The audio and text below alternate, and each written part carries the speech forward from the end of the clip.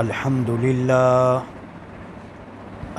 للہ وکفا وسلام علی عبادہ الذین اصطفى لا سیما علی سید الرسل وخاتم الانبیاء وعلى آلہ وصحبہ ومن بہدیہ المہتدى اما بعد فاعوذ باللہ من الشیطان الرجیم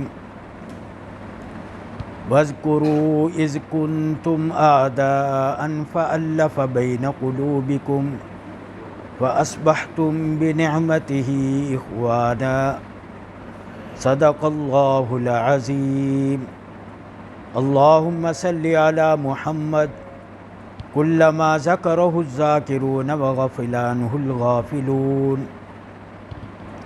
حضرات محترم دوستو، عزیز بچوں، دنیا میں آپ نے دیکھا ہوگا کہ دو چیزوں کو اگر جوڑنا ہو تو ایک تیسری چیز کے ذریعے جوڑتے ہیں۔ لوہے کے دو ٹکڑے جوڑنے ہوں تو ویلڈ کے ذریعے، کاغذ کے دو ٹکڑے تو کسی گوند کے ذریعے، اینٹ پتھر جوڑنے ہوں تو سیمٹ کے ذریعے۔ تو سیمٹ کے ذریعے پتھر جوڑ سکتے ہیں، ویلڈ کے ذریعے لوہے کے ٹکڑے، گوند کے ذریعے کاغذ کے ٹکڑے جوڑ سکتے ہیں، لیکن ابھی تک ایسا کوئی کیمیا، ایسا کوئی نسخہ ایجاد نہیں ہوا، کوئی مادی چیز جو دو انسانوں کے دلوں کو جوڑ دے۔ لوہے کو جوڑنے والی چیزیں آ چکی، پتھروں کو جوڑنے والی چیزیں موجود ہیں، لیکن ان دو انسانی دلوں کو جوڑنے کے لیے کوئی مادی شے، کوئی کیمیا موجود نہیں۔ لیکن انسانی تاریخ ہمیں یہ بتاتی ہے کہ اگر انسانی دلوں کو جوڑا ہے تو قرآن نے جوڑا ہے اور عقیدہ دین اسلام نے جوڑا ہے۔ انسانی دلوں کو اگر جوڑا ہے تو قرآن نے دین اسلام میں، اور ایسا مضبوط جوڑا ہے کہ نہ ویلڈ لوہے کو جوڑ سکتا ہے، نہ گوند کاغذ کو اس طرح جوڑ سکتی ہے، اور نہ ہی کوئی دوسری چیز دو چیزوں کو اس طرح جوڑ سکتی ہے جس طرح قرآن نے، دین اسلام نے دو انسانی دلوں کو آپس میں جوڑا ہے۔ واقعات ہیں، یہ کوئی عقلی بات نہیں۔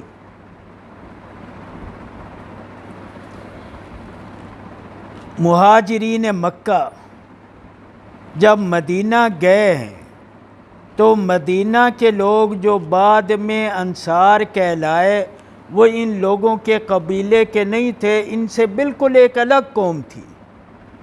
مکہ سے جانے والے مہاجرین عدنانی کہلاتے، اور جو مدینہ میں مہاجرین انصار جن کا لقب ہوا وہ قحطانی قبائل کے تھے، اور یہ دونوں قبیلے ایک دوسرے کے مقابلے میں عرصہ سے برسر پیکار بھی رہے۔ تو لیکن جب یہ قبیلے وہاں پہنچے تو ان کو ان لوگوں نے، انصار نے کس طرح لیا، تاریخ میں واقعات موجود ہیں کہ انہوں نے اپنے جائیدادیں ان میں تقسیم کر دیں، املاک تقسیم کر دیے، گھر کے حصے کر دیے، اس حصے میں آپ رہو، دکانوں کاروبار کے حصے کر دیے، حتیٰ کہ بعض لوگوں نے یہاں تک کہا کہ میری دو بیویاں ہیں، میں ایک کو طلاق دیتا ہوں۔ تو اس طرح کے واقعات پیش آئے، جائیداد اور املاک انہوں نے تقسیم کی، گھر کے حصے کیے، اموال تقسیم کیے، لیکن مہاجرین نے اگرچہ غیرت کا مظاہرہ کیا، لیکن ان حضرات نے اپنی جائیدادیں، اپنی املاک، اپنا کاروبار، اپنے گھر ان کے قدموں میں رکھ دیے تھے۔ تو یہ مظاہرہ کس وجہ سے ہوا؟ اب سے پہلے تو یہ دونوں قبیلے تلوار لے کر ایک دوسرے کے خون کے پیاسے تھے، اب ان کو کس نے جوڑا ہے؟ قرآن نازل ہو چکا تھا، قرآن آ چکا تھا، دین سے ان کے دل آباد ہو چکے تھے، ورنہ یہ وہی لوگ تھے، آج تک لڑتے مرتے آ رہے تھے۔ صدیوں ان کی تاریخ ہے، ان کی لڑائیوں کی، ان کی جنگوں کی۔ تو لیکن جب قرآن آیا، اور قرآن ہی دین اسلامی ایک ایسا مضبوط رشتہ ہے جو انسان کو اس طرح جوڑتا ہے جس طرح سیمٹ اینٹوں کو نہیں جوڑ سکتا، ویلڈ لوہے کے ٹکڑوں کو نہیں جوڑ سکتا، دنیا کی کوئی گوند دو کاغذ کے ٹکڑوں کے اس طرح نہیں جوڑ سکتی۔ حضرت مصعب ابن عمیر رضی اللہ عنہ مکہ کے قریشی ہیں، مسلمان ہو چکے۔ جنگ بدر میں ان کے ایک بھائی کو گرفتار کیا گیا، مسلمان ان کو پکڑ کر باندھ رہے ہیں، ان کی مشقیں کس رہے ہیں۔ تو مصعب ابن عمیر نے دیکھا اور ان کو کہا جو اس کی مشقیں کس رہے تھے کہ اس کو ذرا اچھی طرح باندھو، بڑی دولت وصول ہوگی اس سے۔ اب اس نے کہا کہ مصعب آپ تو میرے بھائی ہیں، آپ کیا کہہ رہے ہیں؟ آپ کو تو یہ کہنا چاہیے کہ ذرا نرمی برتو، اور تم کہہ رہے ہو سختی کرو۔ تو مصعب ابن عمیر نے کہا کہ میرا بھائی تو نہیں ہے، میرا بھائی یہ ہے جو تیرے بازو باندھ رہا ہے، جو تجھے رسیوں میں جکڑ رہا ہے، یہ میرا بھائی ہے۔ تو یعنی اسلام اور عقیدہ کی بنیاد پر جو اخوت ہے، جو بھائی چارہ ہے، یہ کتنا مضبوط ہے۔ اور اس طرح کے کتنے واقعات ہیں۔ جنگ یرموک کا ایک واقعہ ہے کہ ایک شخص کا بھائی جان بلب ہے، جان کنی کے عالم میں اس کی جان نکل رہی ہے۔ تو ایسی حالت میں جب کو مر رہا ہو، جان نکل رہی ہو، پانی کی کتنی شدید ضرورت ہوتی ہے۔ ایک بھائی پیالہ لے کر جا رہا ہے، تو لیکن جب اس کے پاس پہنچا، اس نے آگے اشارہ کیا، اگلے کے پاس گیا، اس نے اگلے کا کہا، اس کے پاس گئے تو یہ کوئی مبالغہ نہیں ہے پروفیسر صاحب، آپ نے تو عربی لٹریچر کا مطالعہ کیا ہے، عربی لٹریچر میں مبالغہ نہیں، حقیقی واقعات لکھے ہوتے ہیں، صحیح واقعات بلا کم و کاست وہ بیان کرتے ہیں، اس میں کوئی رنگ میزی نہیں کی جاتی عربوں کے ہاں، صحیح واقعہ۔ تو اب یہ صحیح ایک واقعہ ہے، تاریخ کے ریکارڈ پر ہے کہ ایک نے دوسرے کے پاس ہے، تو اس طرح وہ پیالہ گھما کر پہلے شخص کے پاس ہی آ گیا، تو وہ اس عالم سے جا چکا تھا، پھر دوسرے کے پاس ہے۔ تو یہ اتنا ایثار کا جذبہ یہ کس نے فراہم کیا ہے؟ اس کے علاوہ یعنی اور کئی واقعات ہیں، یہ چند واقعات میں نے آپ کو سنائے۔ تو آپ کوئی ایسی وحدت پیش نہیں کر سکتے جو قرآن اور دین کے علاوہ کوئی اتحاد ہو اور اس میں ایثار اور قربانی کے اتنے حیرت انگیز واقعات ہو، پیش نہیں کیا جا سکتے۔ قومیت کی بنیاد پر ایک جتھا بنا ہو، اتحاد ہو، کسی زبان کی بنیاد پر، کسی سیاسی جماعت میں آپ اس طرح کا بھائی چارہ، جس طرح کا بھائی چارہ قرآن نے پیدا کیا ہے۔ اور دیکھیے کہ دین کے عقیدہ نے، قرآن پاک نے مقصد کے لیے زندگی گزارنے والے کس طرح لوگ پیدا کیے۔ حضرت خالد ابن ولید کا واقعہ، سپہ سالار ہیں، ان کی سپہ سالاری ضرب المثل ہے، ان جیسا بہادر تاریخ نے نہیں دیکھا، چشم فلک نے نہیں دیکھا۔ تو ایک جنگ میں، جنگ زوروں پر ہے، سپہ سالاری کر رہے ہیں خالد ابن ولید، تو امیر المؤمنین کی طرف سے رکا آ گیا کہ آپ نہیں، سپہ سالار ابو عبیدہ ہیں، اور کہا کہ ان کی پگڑی اتار کر ان کے گلے میں ڈال دی جائے تاکہ یہ بات معلوم ہو جائے کہ اب امیر یہ نہیں ہے۔ تو عین جنگ کے عالم میں جب ان سے عہدہ چھین لیا گیا ہے، تو لیکن تاریخ گواہ ہے کہ عہدہ چھن جانے کے بعد بھی اسی طرح جاں بازی کے ساتھ انہوں نے جنگ لڑی ہے۔ اتنا خلوص مقصد کے لیے اس طرح اتنا مقصد کا انہماک، تو یہ چیز قرآن اور دین ہی پیدا کرتی ہے۔ تو آج اس وقت امت کو ضرورت ہے ایثار کی، امت مسلمہ کو ایثار اور قربانی کی، اور آپس میں بھائی چارہ کی، لگن سے کام کرنے کی، محنت کی۔ تو لیکن یہ ساری چیزیں کس سے پیدا ہوتی ہیں؟ قرآن سے، دین اسلام سے۔ جتنا ہم قرآن کے قریب آئیں گے اتنی ہماری اسلامی زندگی بڑھے گی۔ اور قرآن آج بھی ایسی حیات کے چشمے قرآن سے ابل رہے ہیں۔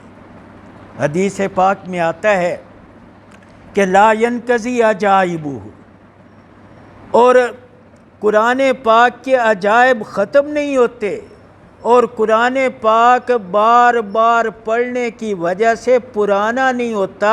تو بار بار قرآن پاک قدیم کتاب ہے، لیکن آج بھی قرآن سے حیات کے زندگی کے چشمے اسی طرح ابل رہے ہیں۔ دیکھو سورج کتنا پرانا ہے، کتنی مدت گزر گئی، تو لیکن آج بھی اس کی تابانی، اس کی روشنی، اس کی چمک دمک اسی طرح موجود ہے یا نہیں؟ تو قرآن بھی اگرچہ قدیم کتاب ہے، تو لیکن یہ اس ذات کا کلام ہے جس نے سورج کو پیدا کیا، سینکڑوں برس گزرنے کے باوجود جس کی چمک دمک ختم نہیں ہوئی۔ تو قرآن بھی اسی ذات کا کلام ہے۔ تو آج بھی قرآن کے اندر ایسی طاقت موجود ہے کہ قرآن پاک زندگیوں کو اس طرح بدل کے رکھ دے۔ جس طرح پہلے دور میں قرآن پاک نے بھائی چارہ پیدا کیا تھا، آج بھی قرآن میں ایسے بھائی چارہ پیدا کرنے کی طاقت موجود ہے۔ حضرات محترم، انسان ہمیشہ کوئی بھی شے اپنے سے طاقتور اور بڑی چیز سے متاثر ہوتی ہے۔ کوئی بھی شے اپنے سے طاقتور اور اپنے سے بڑی چیز سے متاثر ہوتی ہے۔ تو مثلاً آگ اگر آپ بجھانا چاہیں تو اس سے طاقتور چیز پانی کو استعمال کیا جائے گا، اور اگر آپ کوئی چیز گرم کرنا چاہ رہے ہیں تو آگ کو استعمال کیا جائے گا جو ہیٹ میں اس سے قوی ہے، طاقتور ہے۔ آگ کے بغیر کوئی چیز گرم نہیں ہو سکتی۔ یعنی ہر شے اپنے سے طاقتور چیز سے متاثر ہوتی ہے، اپنے سے بڑی شے کے قابو میں آتی ہے۔ تو دیکھیں کہ انسان اشرف المخلوقات ہے، تمام دنیا کی تمام اشیاء سے اپنی عظمت میں، شان میں بڑھا ہوا ہے۔ تو دیکھو عام چیزوں کا اصول بھی یہ ہے کہ وہ اپنے سے طاقتور چیز کو قبول کرتی ہے، اس سے متاثر ہوتی ہے۔ تو انسان کی زندگی بھی کسی انسان کے کلام سے متاثر، انسانی زندگی میں انقلاب اور تبدیلی۔ اگر آگ سے بجھ سکتی ہوتی یا آگ سے کسی کم تر چیز سے بجھ سکتی ہوتی تو ہم مان جاتے کہ انسانی زندگی کی تعمیر بھی کسی انسانی کلام سے ہو سکتی ہے۔ لیکن جب دنیا کی ہر شے کا اصول یہ ٹھہرا کہ وہ اپنے سے طاقتور چیز سے متاثر ہوگی، تو انسان بھی اپنے سے طاقتور کے کلام سے، اور انسان سے بڑی ذات خدا ہے۔ اگر کوئی بھی شے دنیا میں، ہر ایک شے، طبیعت میں یہی اصول ہے، ایک ایک شے میں، تو پھر انسان پر بھی یہی اصول جاری کرو کہ انسان کی اصلاح بھی اللہ کے کلام سے ہوگی، پیغمبر کی سیرت سے ہوگی، اللہ کے کلام سے، پیغمبر کی سیرت سے، کسی انسان کی سیرت سے، کسی انسان، کسی شاعر، کسی فلاسفر کے کلام سے انسان کی اصلاح یہ ایک طبعی چیز ہے۔ انسان کی اصلاح اللہ کے کلام سے، پیغمبر کی سیرت سے، اور یہ ایک عقلی بات نہیں، ایسے واقعات موجود ہیں، قرآن پاک نے زندگیوں کے بدلنے کے کئی مظاہر پیش کیے ہیں، بھائی چارے کے کئی نمونے موجود ہیں۔ تو آج بھی اگر ہم اپنی اصلاح کرنا چاہتے ہیں تو اس کا ایک ہی طریقہ ہے۔ ایک دو باتیں عرض کر کے، ایک یہودی نے کسی مسلمان عالم سے کہا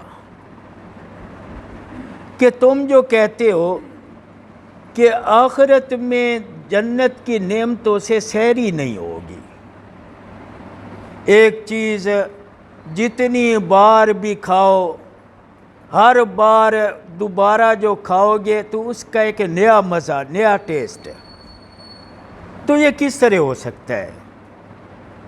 دنیا میں ہم کوئی بھی چیز کھائیں، ایک دو بار کھانے سے جی بھر جاتا ہے، طبیعت اکتا جاتی ہے، تو یہ کیسے ہوگا؟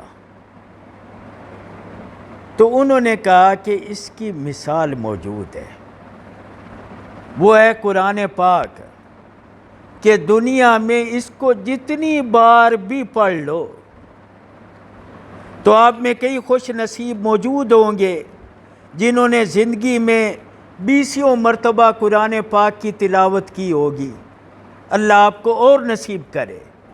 تو جن لوگوں نے 20 بار قرآن پاک کی تلاوت کی ہے تو وہ بتائیں کیا ہر بار تلاوت کرنے میں نیا مزہ نہیں ہے؟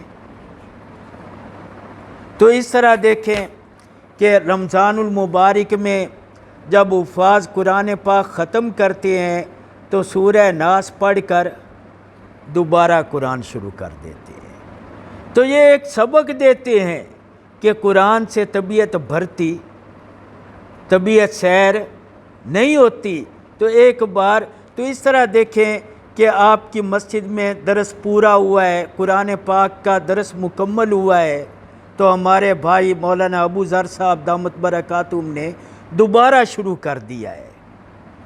تو میں بھی دیکھ رہا ہوں، پہلے بھی میں یہاں آتا جاتا رہتا ہوں، آپ حضرات مجھے پہچانتے ہیں، تو پہلے بھی درس میں آپ بیٹھتے تھے، تو آج بھی میں دیکھ رہا ہوں کہ آپ دوبارہ اسی دلچسپی کے ساتھ قرآن پاک کے درس میں بیٹھے ہیں۔ مفتی اعظم پاکستان حضرت مولانا مفتی محمد شفیع رحمۃ اللہ علیہ نے ارشاد فرمایا کہ قرآن کو ختم کرنے کی چیز نہیں ہے، قرآن میں زندگی ختم کرنا ہے، ساری زندگی اولنا بچھونا بنانا ہے، اپنی زندگی کو قرآن میں ختم کرنا ہے، اپنی زندگی لگا دو۔